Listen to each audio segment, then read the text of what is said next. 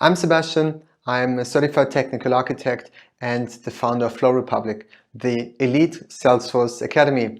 You might have heard about us. We've been coaching many CTAs successfully and help them pass their exam. We are trusted by individuals and offer academy programs for leading and established Salesforce partners such as Cognizant, Deloitte, IBM, PwC, Silverline, and many others. And this year has been really big for us. We just had 2 additional CTAs joining our team of coaches. And we're truly excited to announce many more offerings coming that will help you and other trailblazers to really unlock their true potential. Today, we are announcing our communication bootcamp that will really help you to boost your communication skills and blaze your trail to success. People, let's get started. We're going to talk about powerful soft skills for admins, developers, and architects. I'm really excited to give this talk to you guys today. Quickly about me, I'm Sebastian. I'm a CTA and the founder of Flow Republic, where we teach certified technical architects and also provide additional training courses as of today. You can find me on LinkedIn and Twitter, as you can see here on the right side. And without further ado, let's actually start talking. So first of all, what are soft skills? And to be fair, in the first version of this deck, when I was drafting it out, I had quite a lot of text, and I was like, that doesn't really make sense. We're going to talk about soft skills and communication. So let's get right to the point. What are soft skills?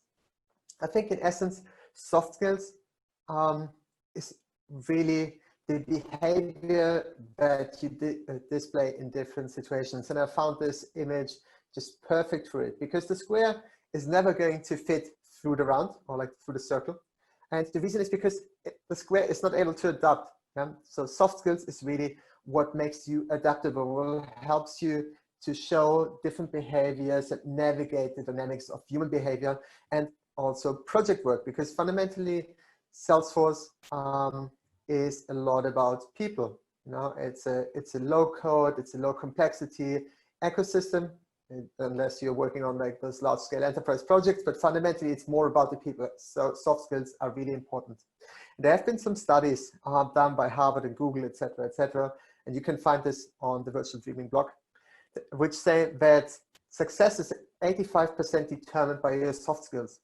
And it's really about it's not really about what you know, but how you actually apply that knowledge and how you communicate that. And that's exactly what we're going to do today. In order to make the topic of soft skills more accessible to you guys, I've decided that we're going to work through a hypothetical project. So the scenario that we're going to work in, and those of you who have attended 5 Secret Weapons of a Great Architect already know Forbidden Fruit, but they're working in the consumer electronic industry. They have a B2C and B2B model, and they sell via an online shop and to resellers. So I guess everybody can imagine what that company might be. We're going to use a couple of symbols throughout the presentation to make it lighter on text and easier for you guys to digest. So we're going to have the CRM.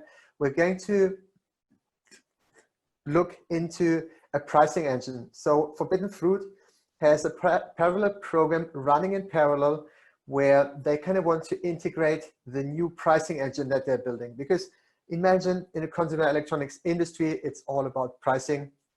And there are like complex pricing models that can be applied depending on different tiers. And they kind of want to integrate the new system. And of course, and I appreciate the title here, we're going to have a master data program running in parallel as well. So that as a fundamental context for what we're going to work with today. Let's start with the concept of emotional intelligence. So I appreciate we only have 40 minutes today. By now, probably only 30 minutes left. However, emotional intelligence, we can dip our toes into, and you will see how using emotional intelligence is helpful for the success of our project here. So let's start with the concept of self-awareness. Self-awareness, and I'm sorry, I just need to close the window, is really understanding and knowing yourself. So for those of you who are familiar with Greek mythology, the Oracle of Delphi was a very famous oracle back in 3,000 years ago. And it said above the entrance, know thyself. So it's really about understanding your feelings and emotions that you're actually bringing into your interpersonal communication and into your interactions. And why is that important? Because we also bring in our own frame of reference. Yeah? We have our own cultural background, we have our experiences that actually shape what we deem as good, bad, right, wrong, or just like how we are assessing and filtering information. Okay? So we need to be aware of that. And ideally, we are able to step out of our own frame of reference. I've also included the reflection on doubts. So being self-aware also means that sometimes when we feel we are not up to a particular task, it may not necessarily be just because that we are not able to do it, but it's more a lack of confidence. So really look into yourself and ask yourself, why am I not speaking up? Why am I not taking action? Maybe you're afraid of mistakes, but let me be very clear. In our world, it's important to step up, to speak up, and kind of apply this form of emotional intelligence. The next topic that I want to talk about is empathy. Okay, and I think a couple of you guys might remember Borat, you know, like the guy that toured through America. So it turns out Borat actually has a cousin. And Borat's cousin, he's a professor at Cambridge University in the UK. And I've kind of looked up a really good description from him about emotional intelligence. So what is emotional intelligence? First of all, empathy. It occurs when we adopt a double-minded focus of attention. So what does that actually mean? It means that we identify what someone else is thinking and feeling and how to respond to their thoughts and feelings. Okay? Why is that important? I mean, we are working in projects and we are solving for our fellow humans. Okay? So the purpose of the project is not to fulfill our own drive, but the purpose is to solve problems for people. So it's important for us to keep those in mind, and that's one of the reasons why we're using personas in projects. Walk in their shoes. So think about, how is their experience going to be? What is going to happen to them? Like how are your choices that you're making when you're designing solutions going to impact your users? Look behind the curtain. I mean, when we're working on projects, we are dealing with different kinds of characters. Some are easier to work with, some are a little bit more challenging. But the thing is, we don't really know what's causing it, what's driving it. So really try to understand what are their motivations, where they're coming from. And regardless of that, separate the person from the action. So no matter what they're doing, we never have the full understanding or the picture, and we should defer judgment. Okay? And why is that important? Because as we are going to engage with our stakeholders here in the project, you will see how we can benefit from using emotional intelligence. And of course, keep in mind that you can learn from everyone that you're engaging with. So last step in emotional intelligence before we go into the hard soft skills, if you want, is integrity. So telling people what they need to hear instead of what they need to hear. We see this very often in projects when people are not stepping up, when they're not saying what needs to be said, the wrong choices are made, we have to do rework, etc., etc. So integrity, if you want to be a good consultant, a good administrator, developer, or architect, have integrity, because it's essential for you to build trust. Yeah? You might hurt some egos in the short term, but it's a long-term game. And when you speak up, really try to craft your message. You know, you might be observing something that is not going correctly or not in the right way as you perceive it.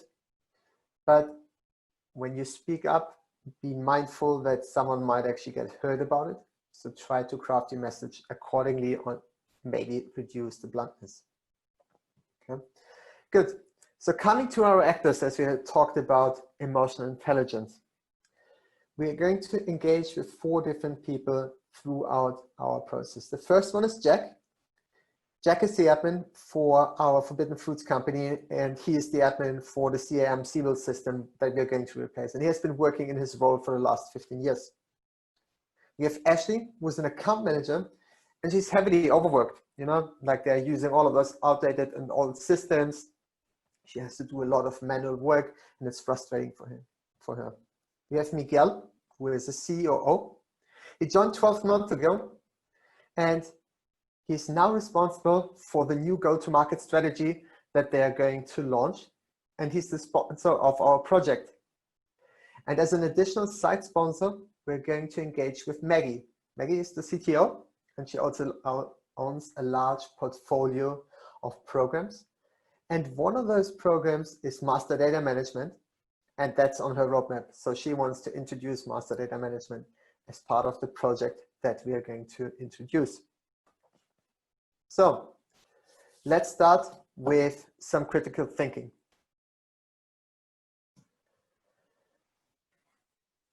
Fundamental part of our roles as Salesforce experts is problem solving. And on a platform, there are like at least 10 different ways normally how we can solve a particular requirement. And it really all comes down to the different considerations that we are putting into place, what perspectives we are taking, etc., etc. So those of you who attended the 5 secret weapons, you might remember the gap analysis, systems thinking, etc., etc. Those are all parts of the creating problem solving process. But let's look into the specifics. So we have a requirement to integrate the pricing engine in order to support the approval of pricing. So remember, in the consumer electronics industry, pricing is very important, it's very competitive and very complex. So in order to drive this project, we will have to integrate the pricing engine. And the pricing engine is a project that is running in parallel. It's not yet live. They're going to finish it close to our go live date. So there is a potential risk and a dependency. What options do we now have to solve this problem of integrating the pricing engine? The first step in the process of creative problem solving, and I appreciate the fact that that is normally a collaborative work, so we're not doing this all on our own, but we're engaging with our stakeholders. It's about clarifying. So what is our vision? What are we trying to achieve? What is the supporting data for the process? So let's think about the pricing engine. What are important questions that we need to ask, especially around the data? How many products do they have? What different pricing permutations do they have, etc., etc. And what are other important questions that we need to ask so that we have a whole understanding of what is the expected outcome? And that's not necessarily something that is purely written in the requirements. So we have to broaden our perspective. In the next step, we have to ideate. So we have to explore different ideas. And here it's important when we're working with our colleagues to defer judgment, okay? So it's pretty much spitballing at this point in time. We're just throwing out ideas and trying to see in a later stage what we can actually use. So I'm going to give you like a couple of, like half a minute to think about how we could integrate this pricing engine or how we could solve the requirement of making it possible for the customer to go live with a pricing approval for a complex pricing model. Okay. Just feel free to post your answers into the chat. I'm going to give you a couple of more seconds to think about it.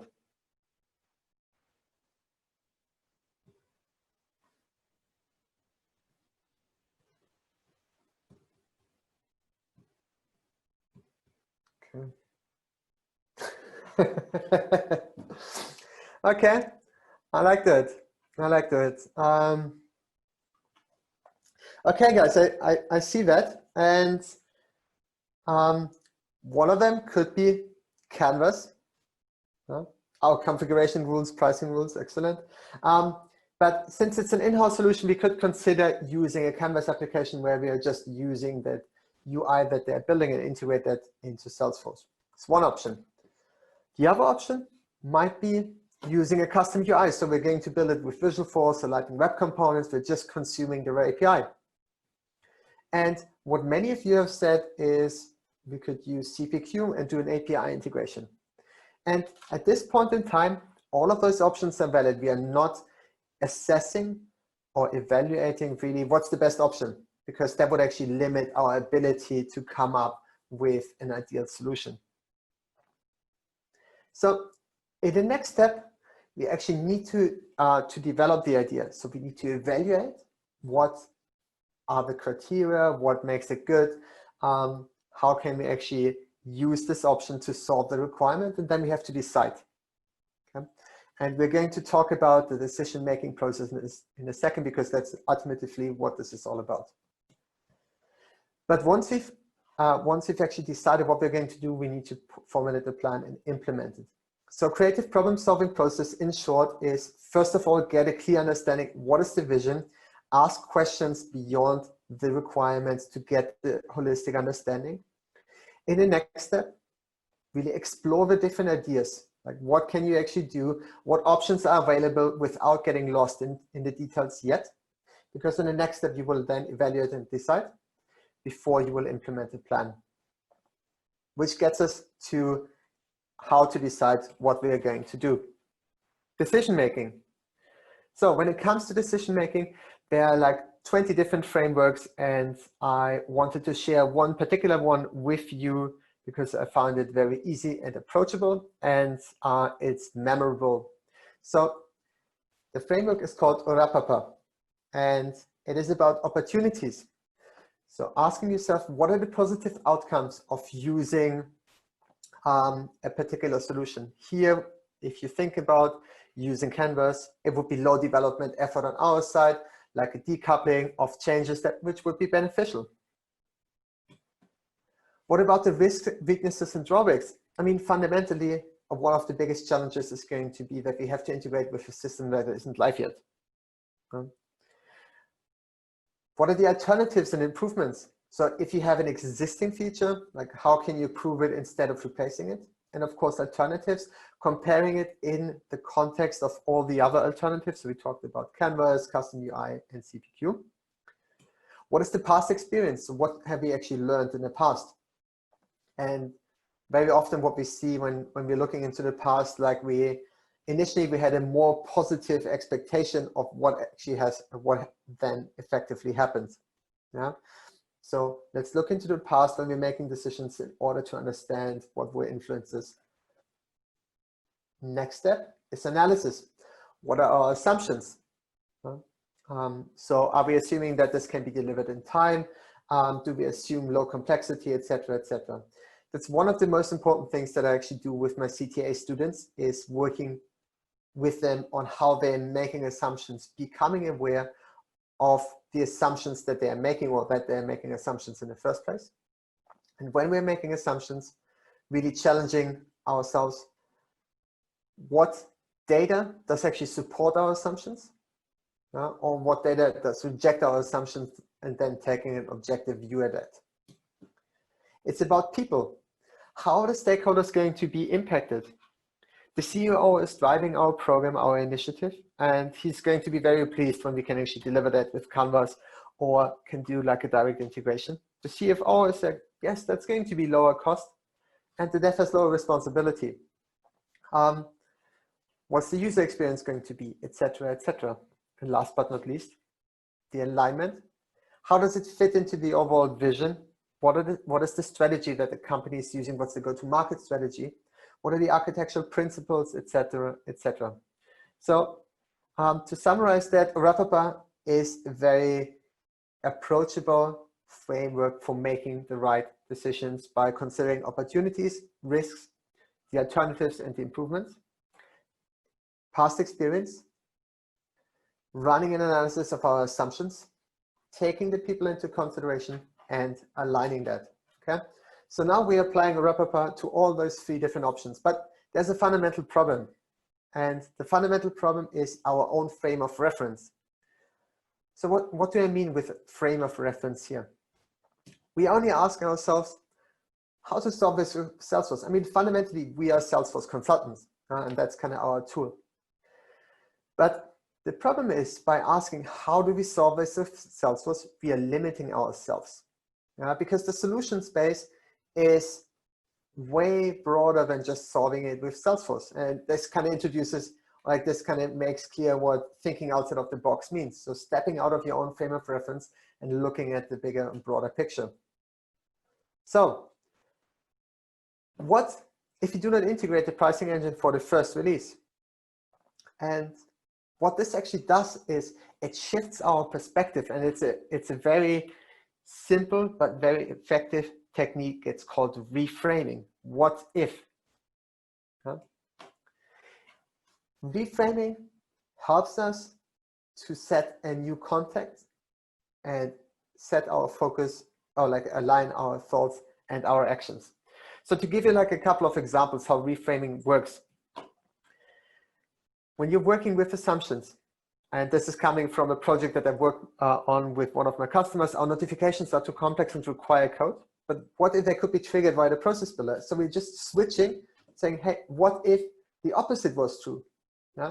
Doesn't necessarily mean it's going to work every time, but I can promise you it's definitely going to be beneficial because it gives you the ability to take a different angle and look at it. You can reprioritize. I mean, we've all been in those meetings where we hear all of that stuff needs to go into the sprint. And hey, what I tell my customers all the time is if everything is a priority, nothing is a priority. But that's not going to work. So let's actually take a different angle and ask the customer, say, hey, at the end of the sprint, what are the stories that will hurt you the most when they're not being delivered? Okay, so we're switching their perspective because everything is important, but there are some things that are going to hurt them more, they're not in there than others. And positivity, yeah. I mean, when you have someone on a project who's like really frustrated, it's like draining, hey, I really doubt that I can do anything about this, but we can actually ask, okay, what's the one small step that we can do to actually get momentum and motion into this entire thing? Good. So those were like 3 very basic critical thinking tools that I wanted to share with you. The first one was the creative problem-solving process. The second one was wrap up as an approach to decision making. And the third one is reframing. And as you can see, combining those 3 different approaches, we can actually come to a different solution potentially, and a better solution for our customers. Now, let's look into communication. And let me be relatively direct and blunt here. Communication can be perceived as manipulative. Oh my God, I'm not able to pronounce that word, but you know what I mean. So with great power comes great responsibility. And what I'm telling you here is really intended to kind of help you engage better with the client for their own benefit. Yeah, you don't really want to manipulate them. And by the way, some of you might actually realize that picture reminds us very much of Bill Gates, even so I'm not a conspiracy theorist. So first step, active listening. Do you remember Jack, the administrator that is responsible for Siebel, which we're going to replace and was on the job for 15 years? He might have a negative connotation towards the project, yeah? But I mean, this is someone who has been on the project for 15 years. So it's definitely worth kind of talking to that person and kind of understanding where they're coming from, what their experience has been in the past. So we want to engage with him because we think there is something valuable that he can share with us, because after all, we can learn from everybody. We want to listen to his concerns, to really be open and not really upset him. And we want him to be heard. So talking to him, what we can actually do, what we can learn is he might be afraid to lose his role because Siebel is his baby, you know, someone has been working on it for 15 years. But with engaging with him, what we also learn is that the communication across teams is often a challenge. Yeah? And within the company, projects are often delayed, and that's extremely valuable information for us as we are engaging on a project, because that is not necessarily context that we can receive from our conversations with executives, etc., etc. That actually comes from the people on the ground, and we need to be able to determine if someone is just overly negative or if that's an objective observation of them. And of course, we can give them recommendations of how to get engaged, because after all, we want them on board. We want their support. And you can actually learn more about active listening online. The other thing that I wanted to talk about is mental images. So this is coming from one of my projects that I had worked on, and I've kind of mapped this to our forbidden fruits scenario. But you remember Maggie, she wants a master data management solution. And what she's looking for is not to integrate one system or two or three systems, or even four or five. No, she actually wants to integrate 40 different systems into her master data management solution from the get-go and have everything handled by the middleware. And she's very determined to achieve that task. And it's very, she's very invested in that. But here's the thing, like sometimes, rather than going directly to someone and tell them, oh, this is not going to work, we can use a slightly different approach and start talking in analogies and in mental images. So here's how we actually got away with this, because from our understanding and talking to different middleware partners, and that was like 6 years ago when MuleSoft was relatively in the beginnings, they were like, that's not going to work. That's like massive risk. Don't do that. And we're like, okay, how are we going to get this around? So we just put up a slide in one of the meetings, and we replaced middleware with magicware. Yeah, we left it there as it was on purpose, as it was an accident.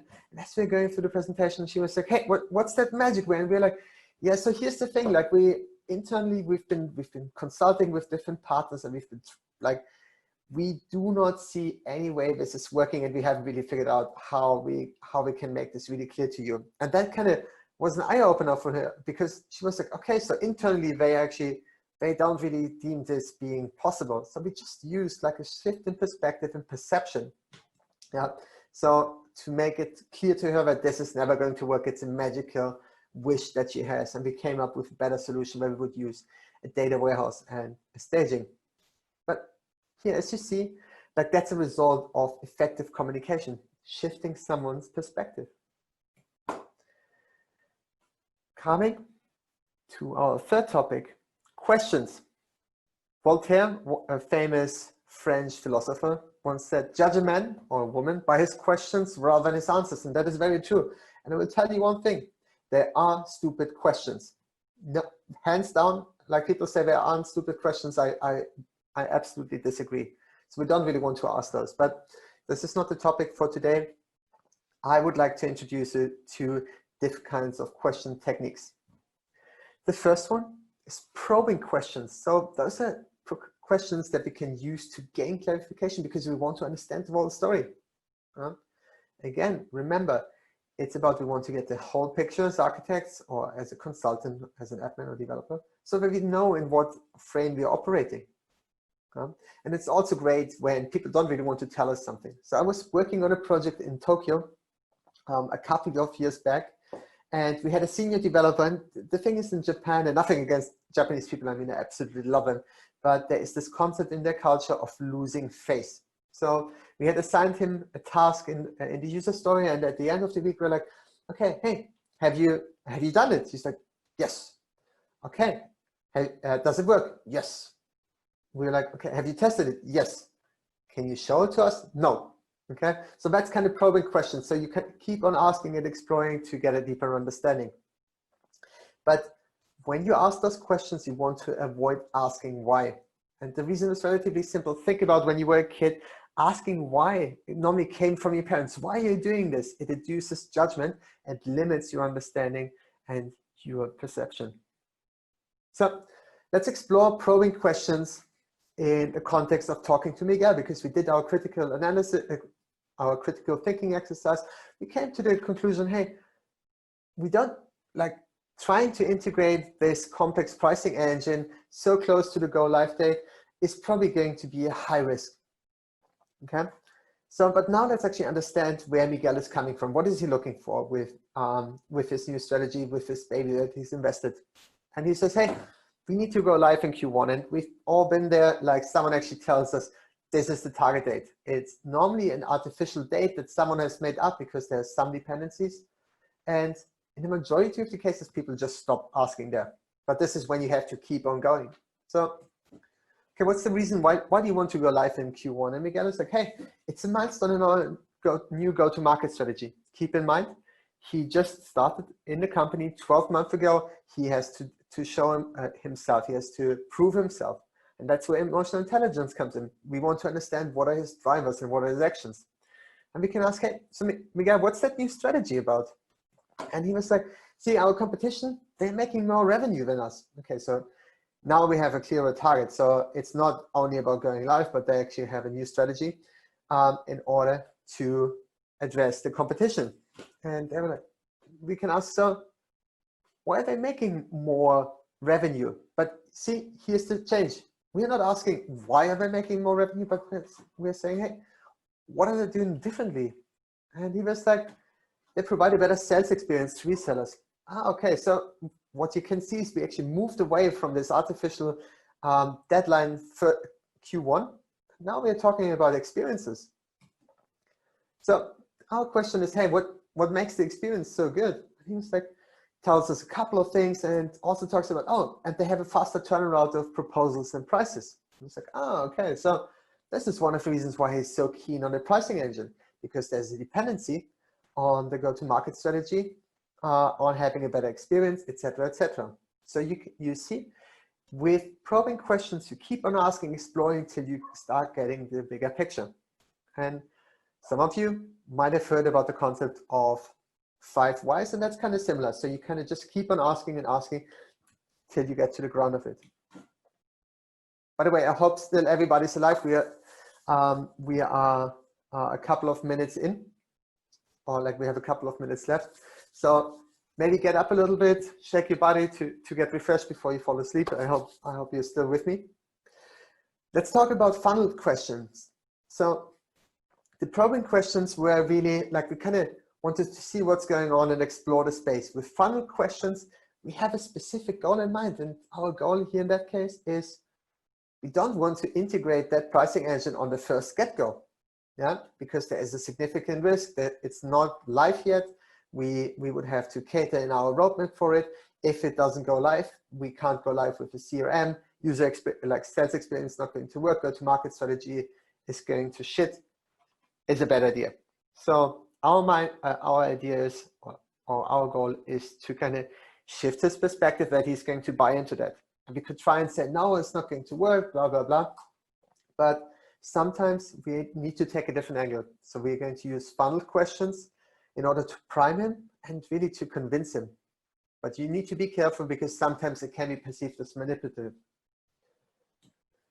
So, Miguel, what would be the worst case for the project? You know, so he's really like, let's darken his mind, like what's going to be the worst situation that we can imagine. Oh yeah, it's going to be a delay of the go live. It's not about like the pricing engine not integrated, not all features in. No, it's about the go live date. Okay, so we know that one. And what's the impact going to be? So again, he's like, hey, we're going to delay our strategy. We're going to lose revenue. So what we are tapping in here now is the so-called loss aversion cognitive bias. As human beings, our mind is primed to particular biases, and one is that we are averse to loss. We don't want to lose anything. So we now ask, hey, so listen, we both agree that the pricing approval we really need to have for the go-to-market strategy in order to have a quick turnaround, don't we? So we now kind of create an inclusion. Do we both agree? Are you with me? And we ask that question because we know that he's with us, and he's like, yes. So what about the possible delay of the pricing engine, which is based on the conversations that we had, pretty likely? That would be the worst case, and it would cost you revenue. Hey, Sebastian. Yep. Sorry to barge in. You've got 5 minutes left. Yes, I'm close to the end. I'm close to the end, but thanks for letting me know. So possible delay. And again, we're tapping into that loss aversion. And does it cost you revenue? Yes, it costs me revenue. So, and now here's where we wanted to get to. So do you think we can still go to market and generate the revenue, even so the pricing engine is not integrated and we just use Excel spreadsheets that we upload into Salesforce? So we now shifted from integrating like an entire system to downloading spreadsheets and uploading them into Salesforce without them actually feeling that they're losing something, because they are now going to still be on track, still perceive their goal. is being accomplished. Okay? So that is funneling questions. To summarize that, probing questions is to widen our spectrum. We want to explore what is going on. Funneling is we're coming top down, we know where we want to go, and we're navigating the dynamics of the human mind. Last but not least, storytelling. So you hear this very often, like people talk about TEDx, hey, you have to tell a story. And when you do storytelling, it uses a narrative and it's emotional and engaging. It's used to simplify complex messages and it's about the audience. So here's the thing, guys. Guess what that was? Yeah, I could have actually told you about the different aspects of emotional intelligence and the 5 different techniques of creative problem solving and what are the aspects of asking questions. But instead, I've actually taken you on a journey with me of walking you through a project and really seeing and discovering how we can use those powerful soft skills in order to drive project success.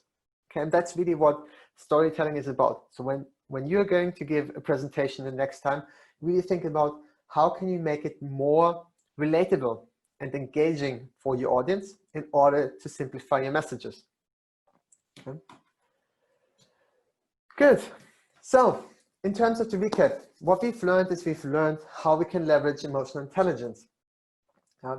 We've established our personas, we looked behind the actions and curtains, we used it in order to tap into their different kinds of cognitive biases. We use critical thinking in order to determine what is the right, what to do. What is our approach for integrating or dealing with the pricing approval. And we looked into communication and why it is a superpower. Okay. So in terms of what to do next, first of all, I would suggest you do an assessment. You should work out the plan and find your learning opportunities, and you should do your research and read those books. And when you're practicing, you should aim for variety. So engage with different stakeholders and get feedback from them. And for those of you who really want to take it to the next level, you want to visit our booth. We are starting a communication bootcamp as of next week. So registration is going to close, where we're going to spend 6 weeks together on really helping you improving and demonstrating your true value through effective communication. Good. And that gets me on time, doesn't it, Jihan? Absolutely, Sebastian. Thank you for that wonderful session. But we are not going to do away with you so soon. We have a lot of questions, and people are really inquisitive. The audience is really inquisitive. So I'm just going to, in the interest of time, I'm just going to take a few questions, though we have a lot of questions. So one of the questions So is about. Yes, Sebastian, can you hear me? I can hear you now again. Yes. All right, sir. So what I'm trying to, what the audience is trying to understand is, how do you get about people, or what is the technique that you would use for people who are very, very restrictive or are not so open to sharing their knowledge when you're kind of interacting with them? That is a hard nut to crack, I will tell you. And there is no single recipe that I can tell you. But here's the thing. The first thing that you can actually create is relatedness. So try to understand what their context is, which they're working in. So do you remember Jack, our administrator? So he loved his Siebel baby, like that was his thing. He owned that. He was attached to it. So we can actually use those kind of context information to get an understanding of where they're coming from. And then there's a technique called mirroring. When we're starting to engage with that person and they just start talking to us and we're repeating the last part of the sentence. But here's the, honestly, I could just spend probably 2 hours just talking on that particular topic. So the most important thing is if you want to crack a tough nut, understand where they're coming from, what's their context, their work environment, etc., in order to find different angles. That's the best recommendation that I can give you. All right, awesome. And though there are a lot of questions, I'm going to take one question specifically, and then probably we can get done, and we can close for the day. So there is a question which says that, have you ever been in a situation where you have been recommending a very good long-term solution, looking at the future prospects or how you would want to build the system or extend the system in future, right? However, the stakeholders are extremely resistant, and they're looking for a very short-term patchy solution. So how do you deal with such a situation while you're interacting with such kind of stakeholders? Okay, so that's that sounds like every other project, doesn't it? Here's the thing. It depends on what we are trying to achieve. So sometimes it is beneficial to take a short-term loss to win a long-term gain. And of course, it's about like technical debt that we are introducing, etc., etc. But when you're talking to your stakeholders and they are asking you for a hacky and patchy situation, you have to do an impact assessment to understand, hey, what's actually going to happen when I do that. Yeah? Let's say they are asking you to let me take a very specific example, because we had this here in the scenario. So I was working on a project where we had to send like 40 different notifications with like probably 180 different permutations. So it was crazy, and they had started out with writing those in code.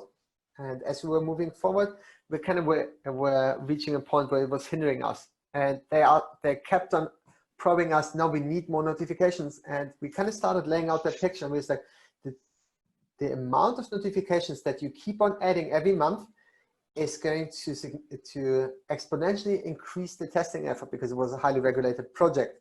Okay, so to keep it in short, do an impact assessment and articulate very clearly to the stakeholders what the implications are. And if you're convinced that it is a bad way to go, draw a very blunt picture where they feel they are going to lose something. Like, explain to them, this is what's going to happen. You want me to write this in code?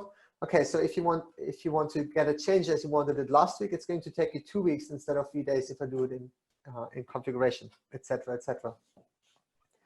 All right. Make sense? Awesome. Yep, absolutely. So while we do have a lot of questions, but we are kind of up on time. So thank you, Sebastian, for sharing your nuggets of wisdom, and it was an absolutely intriguing and an exciting session. Thank you. And thank you, audience, for being such a wonderful, energetic, and enthusiastic audience. Feel free to post your questions once the videos are out, and you will know about it shortly.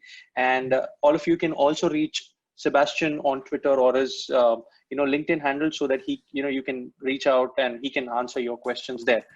So thank you once again. Have a good day, stay safe, and keep enjoying the rest of virtual dreaming. We were just a bunch of nerdy kids who ignored the haters. We took their ridicule and we built on it. And when some of us gave up, well, we built on that too. Built resilience, built on a mission to make things a little better every day until the users came. Then the haters were VCs who scoffed at our audacity. This just isn't the way things are done. But we kept building. Users turned into teams, turned into companies, running their entire businesses on our apps. Then the software giants came after us. We weren't proven, we weren't fully featured, our radical cloud model wasn't secure. But we built on. And today, as companies adopt the cloud to move faster, teams are finding themselves slowed down by each other's efforts. The skeptics are claiming we'll never develop innovation at scale. But now, DevOps have come to the cloud, ushering in a new era of transformation.